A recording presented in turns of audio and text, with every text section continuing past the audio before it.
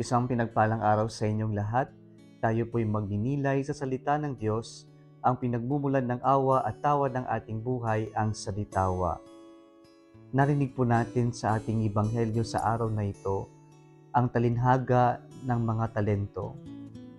At ang talinhagang pong ito, ipinapaalala po sa atin ang tungkol sa Diyos natin na napakamabuti at napakamapagbigay sa ating lahat. At ano po ang ipinapaalala din sa atin ng mga talinhagang ito? Ano po yung mga katotohanan na muling ipinapaalala sa atin? Una po, pinapaalala sa atin na lahat tayo ay nakatanggap ng pagpapalas mula sa Diyos. We are all gifted by the Lord. Kaya mapapakinggan natin sa Ebanghelyo na ang tatlo ay nakatanggap ng pagpapala mula sa Diyos. Sila ay tumanggap, ibig sabihin nito, ipinagkatiwala lamang sa kanila, hindi sila ang may-ari nito. Ang master ay nagbigay at ipinagkatiwala sa kanila. Ang master o ang Diyos ang may-ari ng lahat ng pagpapalang meron tayo. Pangalawa po, makikita natin sa ating ebanghelyo ngayon sa talinhaga na kapag ang Diyos ay nagbigay o ipinagkatiwala niya ang biyaya sa atin, hindi tayo magkakapare-parehas. Yung isa nakatanggap ng 5, yung pangalawa 2, at yung pangatlo ay 1. Parang unfair kung titingnan natin. Pero ayon sa ating ebanghelyo ngayon, ipinagkatiwala ng master ang magkakaibang measure ng talents base sa kanilang abilidad.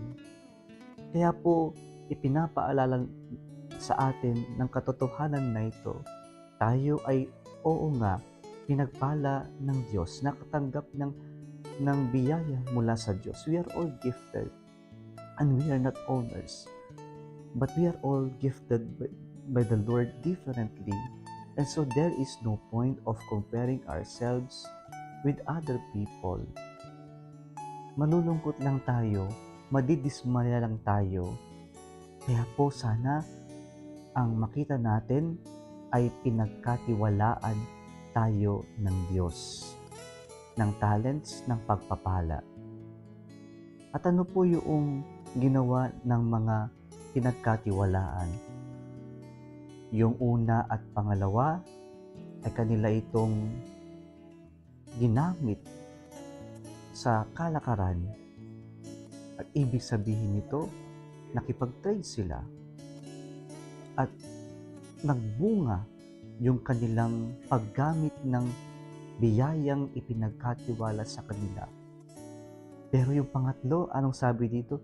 Binaon niya ng dahil sa takot. Hindi to takot, pero pagiging makasarili. Natakot na ibahagi, gamitin at ibahagi kung ano man yung kanyang tinanggap.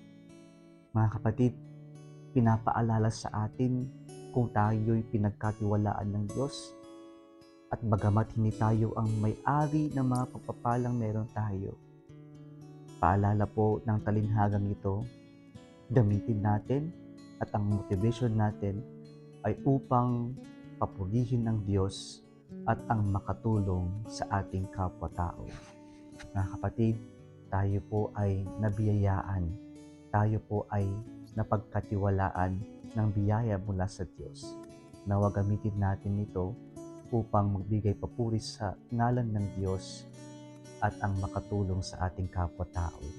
Kung nagustuhan mo ang video na ito, huwag kalimutang mag-like, i-share at mag-subscribe sa Salitawa Facebook page and YouTube channel.